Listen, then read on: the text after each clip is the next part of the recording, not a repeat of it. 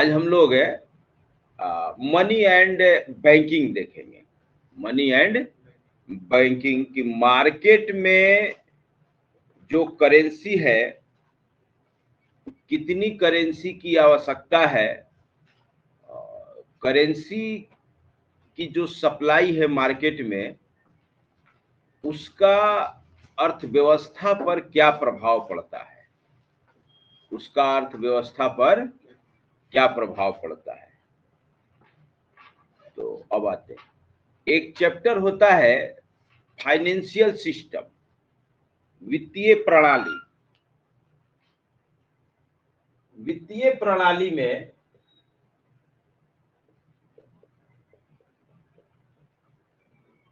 किसी भी अर्थव्यवस्था में जो संसाधन उपलब्ध होते हैं, खास करके धन, जो कैपिटल है,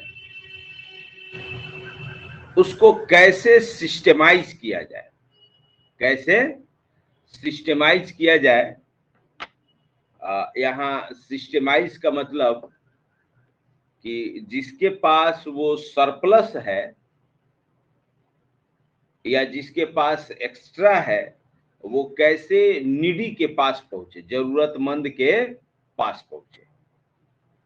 तो फाइनेंशियल सिस्टम को दो भाग में बांटा जाता है, मनी मार्केट और कैपिटल मार्केट, मुद्रा बाजार और पूंजी बाजार। मुद्रा बाजार में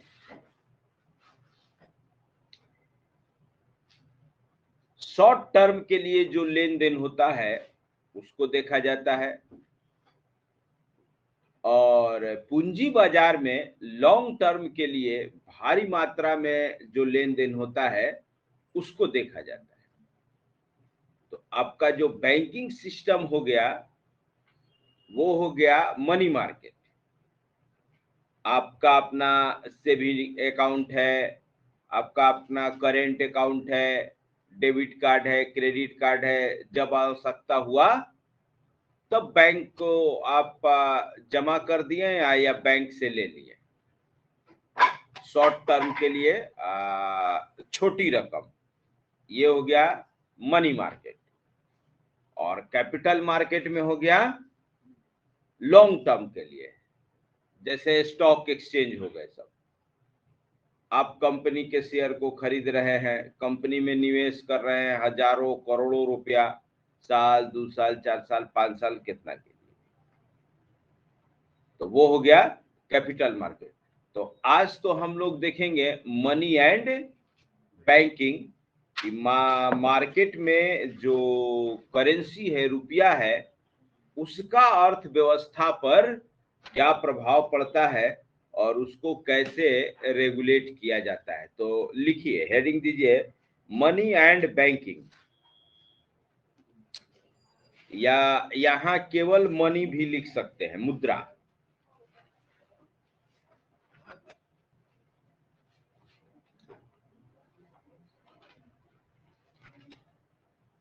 लिखिए, वर्तमान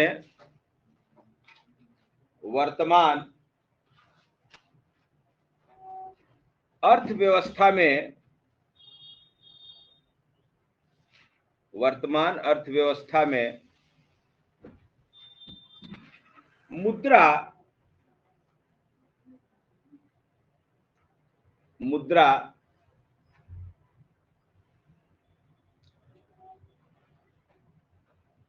विनिमय का एक प्रमुख साधन है। मुद्रा विनिमय का एक प्रमुख साधन है।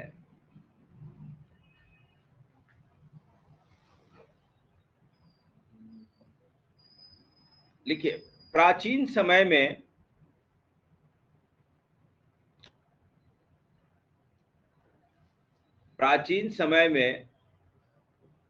जब मुद्रा का आविर्भाव नहीं हुआ था, मुद्रा का आविर्भाव, आविर्भाव मतलब जन्म, माने अभी मुद्रा चलन में नहीं थी, आविर्भाव नहीं हुआ था, तो वस्तु विनिमय प्रणाली,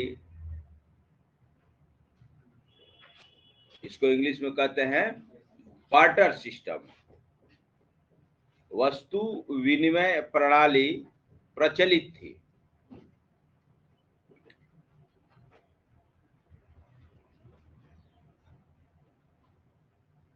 मुद्रा के आविर्भाव से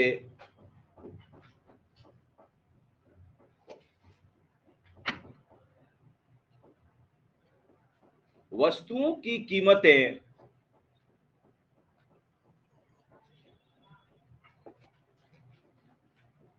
मुद्रा में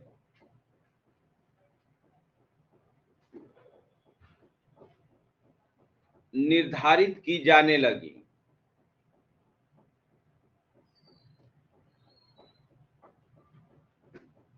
निर्धारित की जाने लगी। लिखिए, मुद्रा भुगतान की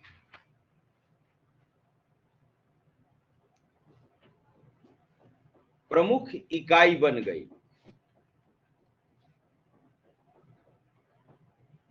तो आज भी किसी को भी पेमेंट करना होता है, चाहे कोई भी चीज है, हर चीज को मुद्रा में व्यक्त किया जाता है, उसके वैल्यू को, कि इतना रुपया। इंडियन मार्केट है तो उसका वैल्यू रुपया में है, अलग अलग कंट्री में जाएंगे तो उसकी वैल्यू वहां के करेंसी में बताया जाएगा। करेंसी करेंसी का आपस में वैल्यू है, कि अभी जैसे एक यूएस डॉलर लगभग 77 रुपया के आसपास पहुंच गया है। यदि आपके पास एक यूएस डॉलर है तो आपको 77 इंडियन रुपी मिलेगा। तो इनका आपस में भी वैल्यू तय होता है। जैसे मान लीजिए पहले तो था एक सोने का सिक्का और चांदी का सिक्का, तो सोने का वैल्यू अलग है और चांदी का वैल्यू अलग है। तो एक सोने के सिक्के में 10, 20, 25, 50 चांदी के सिक्के हो सकते हैं। अभी जैसे मान लीजिए चांदी 30,000 रुपए किलो है और सोना है किलो, हाँ, चांदी 30,000 रुपए किलो है, सोना भरी है,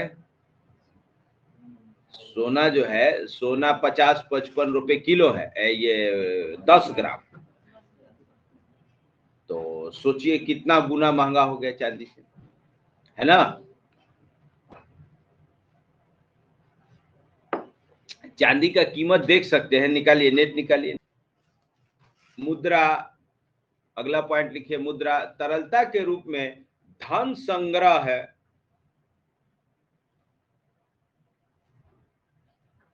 धन संग्रह का भी कार्य करता है, जो आप अपने पास रखते हैं।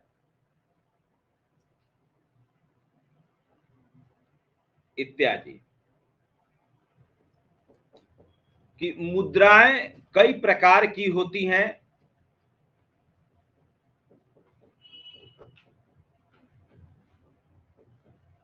मुद्राएं कई प्रकार की होती हैं। अब जिसे देखिए, अभी ये सब जो डिस्कशन किए हम लोग मुद्रा के विषय में, तो ऐसा नहीं है कि काम का चीज नहीं था, सब काम का चीज था। आएगा प्री में, प्री में आएगा, तो इस सब पर ध्यान दीजिएगा जब आप हिस्ट्री पढ़ेंगे बुक। तो अब जो हिस्ट्री है, हाँ, मुद्राएं कई प्रकार की होती हैं। लिखिए, पहला legal tender money. Legal tender money,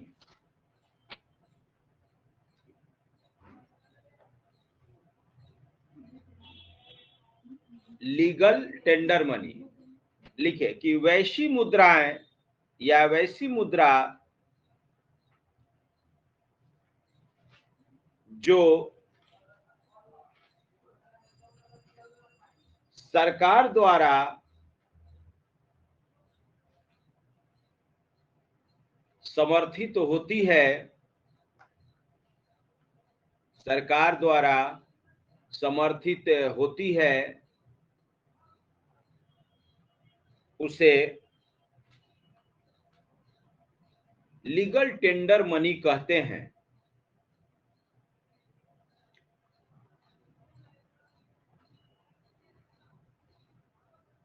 legal tender money कहते हैं। देखिए ऐसी मुद्रा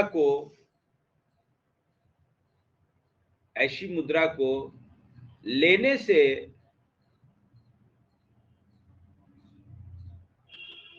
कोई इनकार नहीं कर सकता है।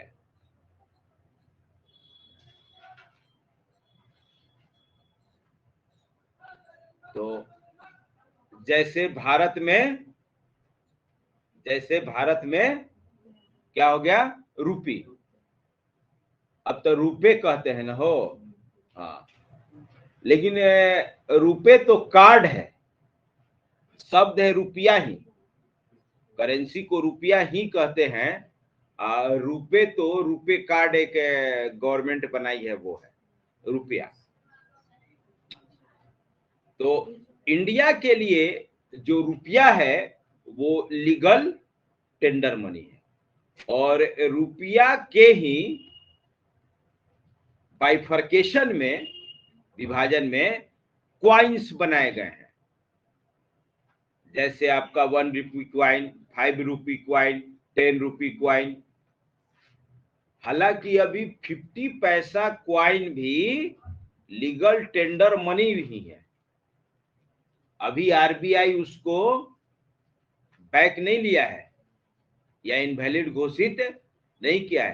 तो कानूनन अभी भी 50 पैसा लेने से कोई इनकार नहीं कर सकता है। तो बीच में एक बार नहीं हो रहा था कि ये चेंज नहीं ले रहा है, सिक्का नहीं ले रहा है, तो कई गो जेल चल गया था। नहीं लेने का मतलब कि आप गवर्नमेंट के खिलाफ जा रहे हैं। दिल्ली में जब हम लोग रहते थे तो एक दुकानदार क्या करता था, चालाकी देखिए उसका, कि कूट पर ना, जैसे उसके पास चेंज नहीं रहता था तो प्लास्टिक का हार्ड कूट था, इतना बड़ा बड़ा, जैसे कैसे पहले कहते हैं मोहर टाइप का, उसी पर 1 रुपया 2 रुपया लिख दिया था। आज चेंज नहीं रहता था ना तो वही दे देता था, कि उस समय सिक्का का किल्लत था, अब सिक्का दे देता था कि अगला बार आइएगा तो एडजस्ट कर लीजिएगा। करते करते वैसा उसका मार्केट में बहुत सारा लाखों रुपया फैला दिया, 1-2 रुपया करके। ये एक तरह से इंडियन करेंसी के पैरेलल अपना करेंसी चला दिया,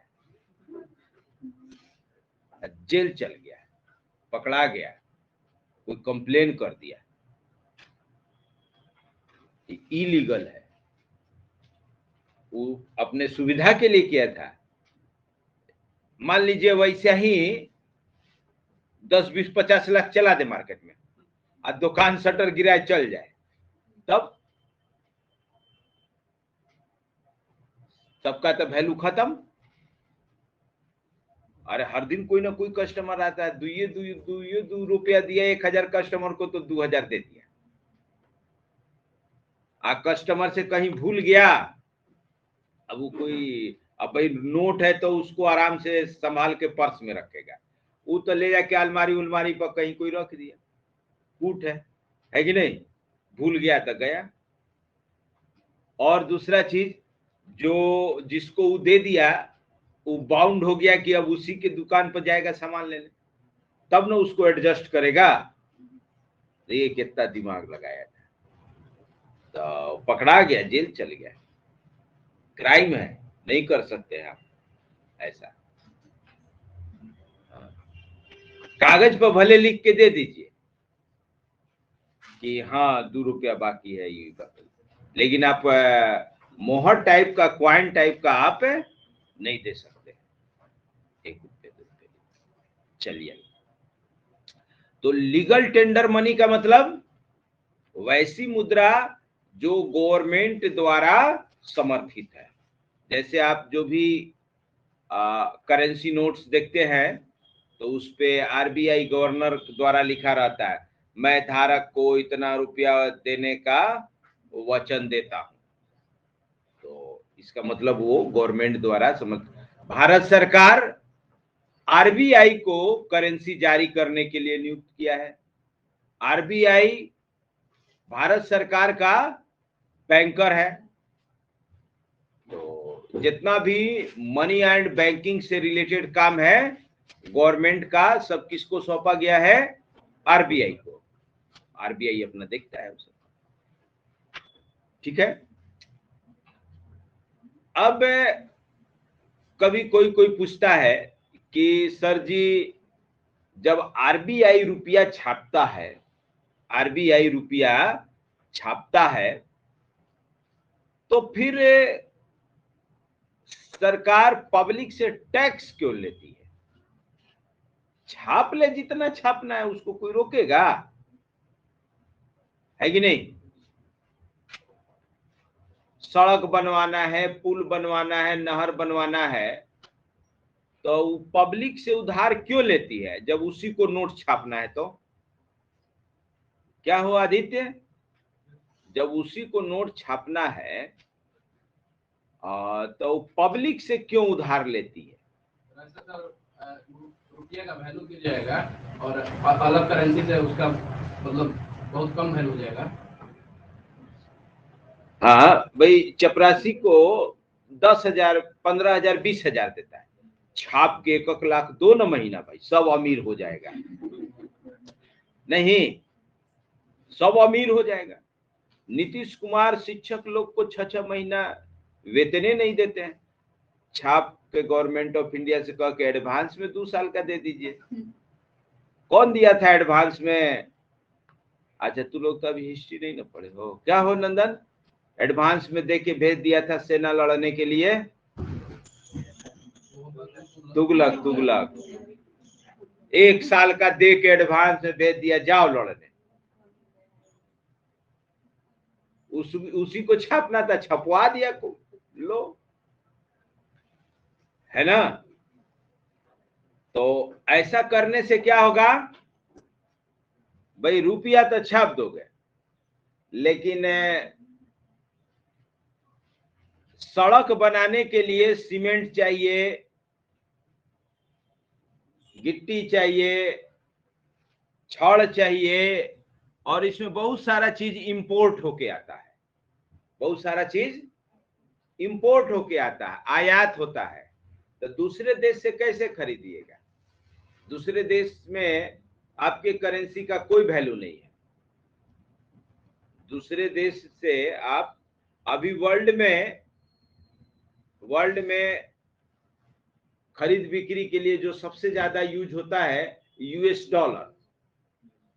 यूएस डॉलर, आपके करेंसी का कोई वैल्यू नहीं, तो फिर वो कैसे लाइएगा? यूएस डॉलर कहां से आएगा?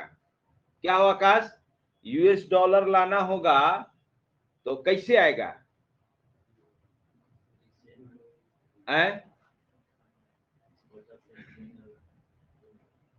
तो इंडिया में विदेशी मुद्रा लाने का 2 ही तरीका है। या तो आप अपना कोई सामान एक्सपोर्ट करिए, बेचिए, तब उसके बदले आपको फॉरेन करेंसी मिलेगा, या फिर आप किसी दूसरे कंट्री से कर्जा लीजिए, लोन लीजिए, या संस्था से लोन लीजिए।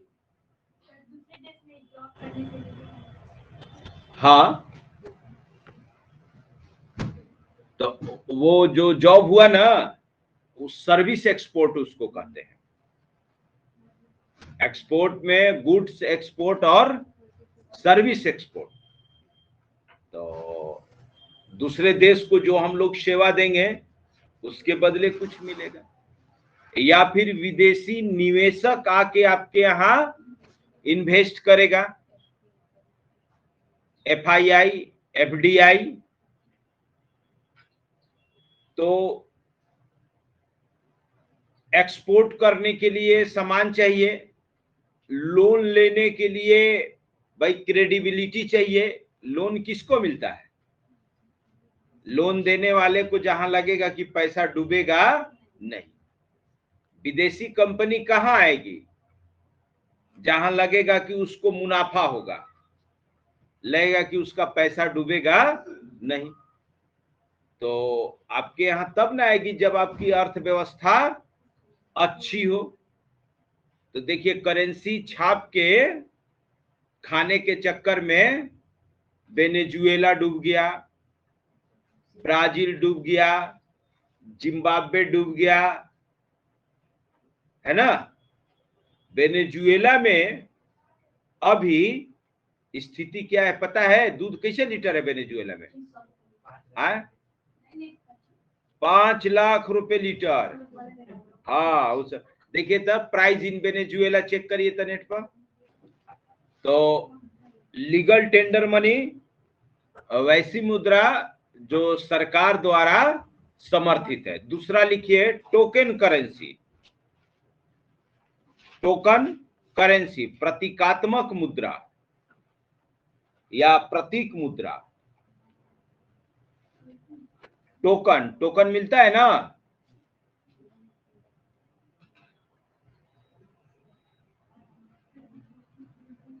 प्रतीकात्मक मुद्रा। लिखे कि वैसी मुद्रा, वैसी मुद्रा जिसकी वास्तविक कीमत है, जिसकी वास्तविक कीमत है उसके निहित गुण से,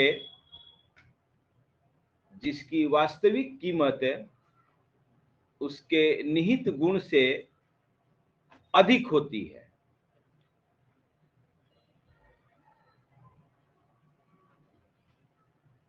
निहित गुण से अधिक होती है। जैसे मान लीजिए आपके पास 500 का नोट है, तो उस कागज का कोई वैल्यू है? मोदी जी अनाउंस किए कि 1000 और 500 का नोट चलन में नहीं रहेगा, तो क्या हो गया? कचरा। क्या हो गया? तो इसी टाइप को कहते हैं टोकन करेंसी, कि जिसका अपना कोई वैल्यू न हो। फेस वैल्यू 500 है, फेस वैल्यू 1000 है, लेकिन उसकी अपनी कोई वैल्यू नहीं है। उसकी तब तक वैल्यू है जब तक कि गवर्नमेंट उसको अपना समर्थन दे रही है ना। तो इस टाइप के करेंसी को कहते हैं टोकन करेंसी। तो जैसे कैसे जाते हैं समोसा के दुकान पे, समोसा के दुकान पे टोकन कटता है ना, कि भाई के गो समोसा लेना है, तो 10 गो लेना है, तो ठीक है दीजिए 50 रुपया। और वो एगो गोल सिक्का जैसा देता है, उस पर 10 लिखा रहेगा, ले जाइएगा काउंटर पे, वो 10 गो समोसा आपको दे देगा। वो हो गया टोकन। बैंक में भी टोकन मिलता है, बैंक में भी कितना पैसा निकालना है वो दे देगा, टोकन लीजिए आप जाके निकाल लीजिए। आगे लिखिए, अगला शब्द है स्टैंडर्ड मनी। स्टैंडर्ड मनी,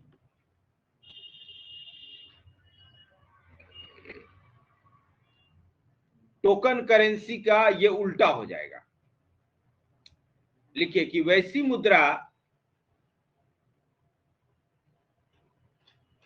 वैसी मुद्रा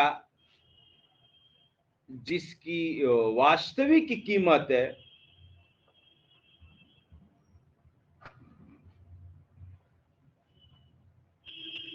निहित गुण के आधार पर न हो।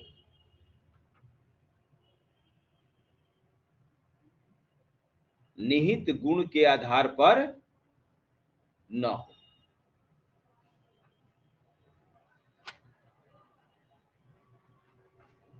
उसको कहते हैं standard money.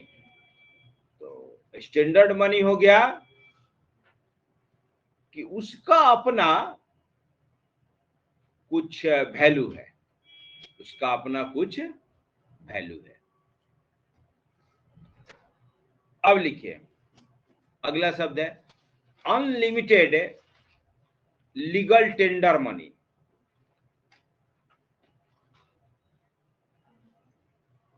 Unlimited legal tender money.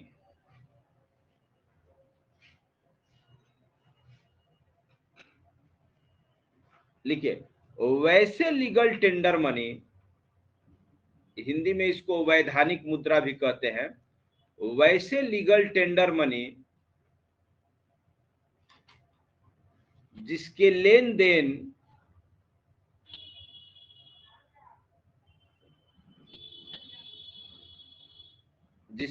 Then पर कोई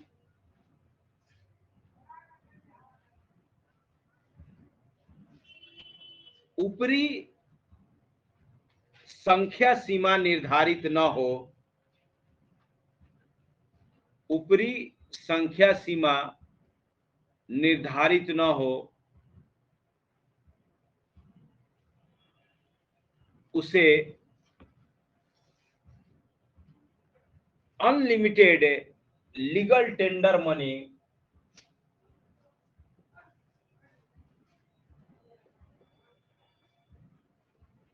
अनलिमिटेड लीगल टेंडर मनी कहते हैं।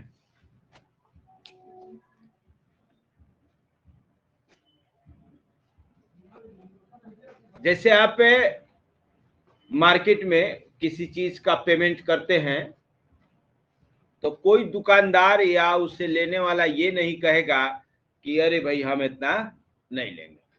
मान लीजिए 10 रुपया का नोट है, गए आप कार खरीदने, कार का कीमत है 10 लाख और आपके पास 10-10 रुपया का नोट है, एक बोड़ा लेके गए, 10 लाख तो एक बोड़ा हो ही जाएगा 10-10 रुपया का। तो अब वो शोरूम वाला ये नहीं कह सकता है कि अरे हम 10-10 का नहीं लेंगे, लेना है उसको। अब तुम्हारा अपना ही है कि तुम उसको गिनवाओ, चाहे जैसे गिनवाओ, मशीन रखो गिनने वाला, है ना। अभी दे रहा था, कौन तो गया था सिक्का लेके चल गया था खरीदने, समाचार में आया था, आया था ना। हाँ, इंडिया का ही था ना। अरे इंडिया में अभी चुनाव हो रहा था ना, कहीं पंचायत का या किसी चीज का चुनाव हो रहा था, तो उसमें वो क्या किया कि पूरा नॉमिनेशन कराने के लिए, नॉमिनेशन फी जमा करने के लिए पूरा सिक्का लेके चल गया था। अब वो अधिकारी ना भी नहीं कह सकता है, वो तो एकदम प्रत्यक्ष बैठा हुआ है।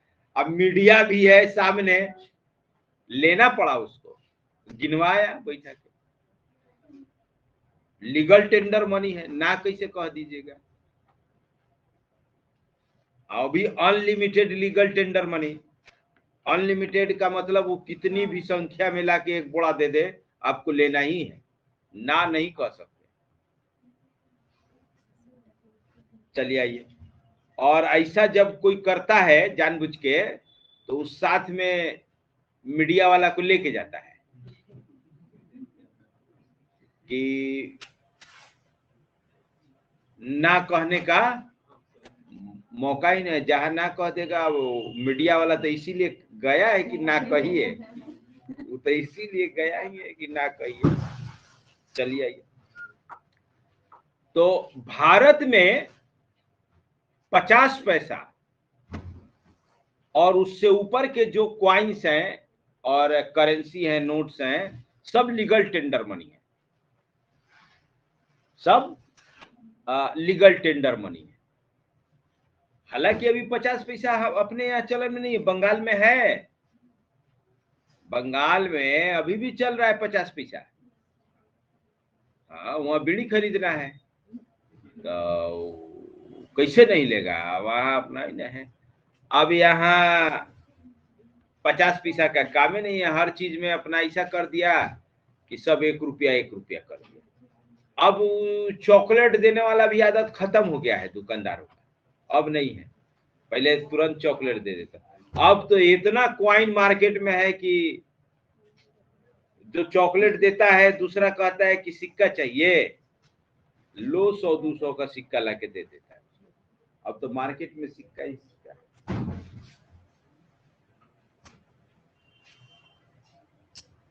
हाँ चलिए, इसका उल्टा हो गया, लिखिए लिमिटेड लीगल टेंडर मनी।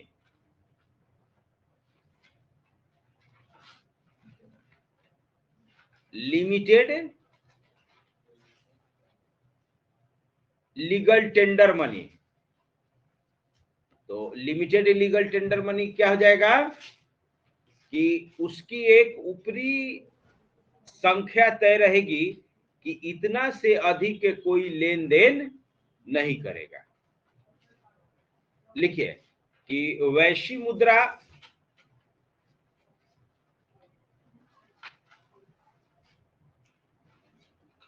जिसकी लेन देन की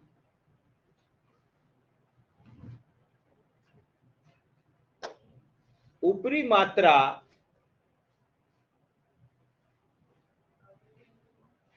निर्धारित रहती है उसे limited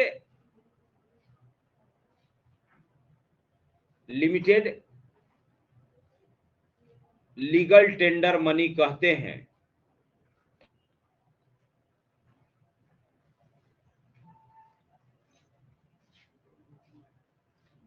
limited legal tender money कहते हैं। तो इसमें होगा कि ये तय रहेगा कि अब जैसे मान लीजिए उससे तो नीचे का कॉइन चल नहीं रहा है, जैसे 25 पैसा 10 पैसा अब तो बंद हो गया है। अभी 25 पैसा भी शायद आरबीआई ऑफिशियली बंद नहीं किया है, छप नहीं रहा है, लेकिन शायद अभी ऑफिशियली माने बंद करने की जो एक घोषणा होती है वैसा नहीं है। नहीं तो होता तो ये पूरा समाचार में चलता, ऑफिशियली नहीं, चलन में नहीं है, मार्केट से आउट हो गया। तो सोचिए कि उससे सरकार को कितना फायदा हो गया। जितना वो सब क्वाइन बर्बाद हुआ उससे गवर्नमेंट को फायदा हो गया कि उतना पैसा उसका ये ना हो गया, अब उसको उतना देना नहीं पड़ेगा गवर्नमेंट को। अब आइए अब देखते हैं कि हमारे यहाँ करेंसी छापने का तरीका क्या है, कैसे करेंसी छपता है। नया नया थे तो एक लिस्ट मिल गया, यहाँ रुपया छपता है तो यहाँ ही खूब रटा आदमी, और बाद में पता चला कि अरे ये सब बेकार का। आज 35 साल हो गया, मतलब उसी क्वेश्चन को किसी एग्जाम में नहीं देख। तो शुरू में ना फालतू खूब रटता है, जो मिलता है शुरू में लगता है कि काम का है, कहीं पूछ मत दे। एक ही चीज रहता है कि कहीं पूछ मत दे। तो कोनो नहीं रटा है, हम ही रटे हैं, बाजी मार लेंगे। तो जो नहीं पूछता है वो नहीं पूछता है, तो बाजी मारने के चक्कर में नहीं रहना है। लिखिए अगला शब्द, लिखिए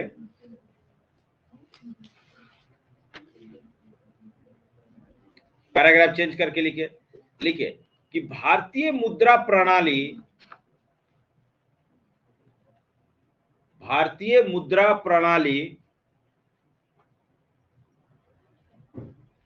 न्यूनतम आरक्षण प्रणाली, मिनिमम रिजर्व सिस्टम, भारतीय मुद्रा प्रणाली, न्यूनतम आरक्षण प्रणाली, मिनिमम रिजर्व सिस्टम पर आधारित है।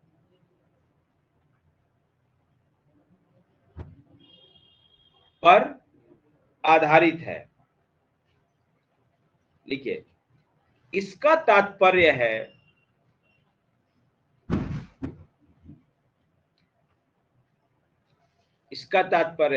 आरबीआई असीमित मात्रा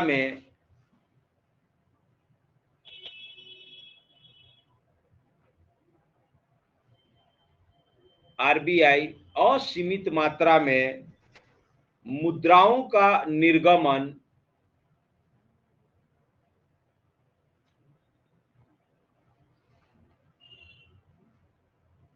कर सकता है।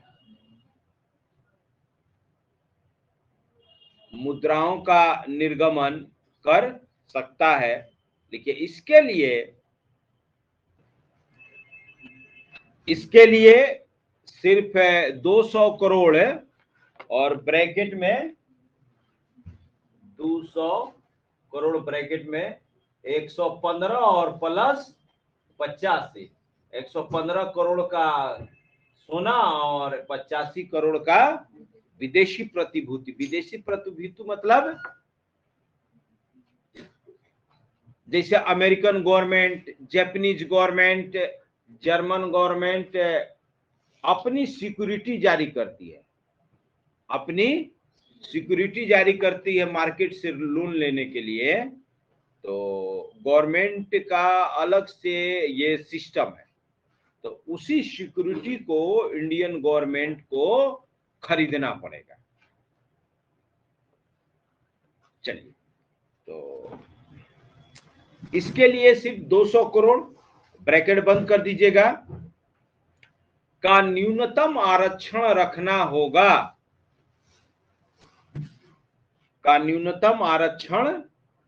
रखना होगा।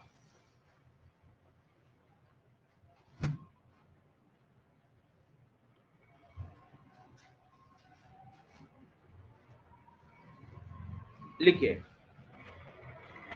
19 पैराग्राफ चेंज करके 1956 से पहले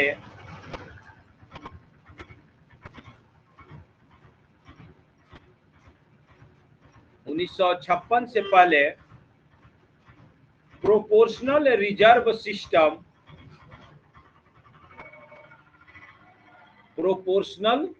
रिजर्व सिस्टम अपनाया जाता था। हिंदी में उसको कहते हैं आनुपातिक आरक्षण प्रणाली। प्रोपोर्शनल रिजर्व सिस्टम अपनाया जाता था, आनुपातिक आरक्षण प्रणाली। इस प्रणाली के तहत, लिखिए, इस प्रणाली के तहत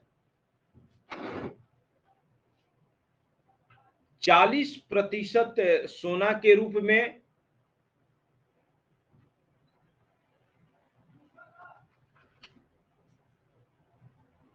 40% सोना के रूप में और 60%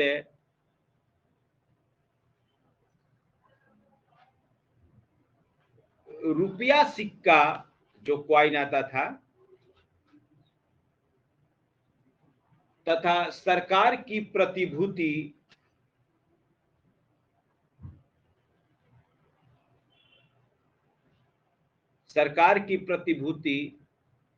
इत्यादि के रूप में रखा जाता था।